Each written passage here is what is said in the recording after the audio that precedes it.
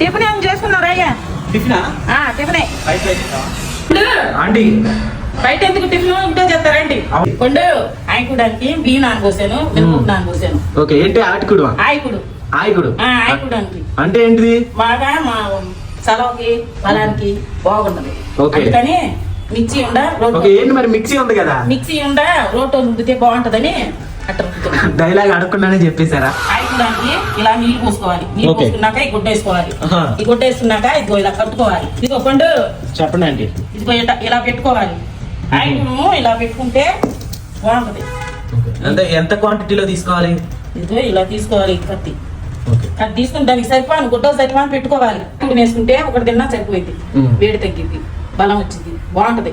పండు ఆంటీ పెట్టి 10 నిమిషాలు అవుతుంది, చూస్తాం. ఉడికిపోయింది. ఉడికిందా? ఉడికింది. వేసుకుంటే కమ్మగా ఉంటది.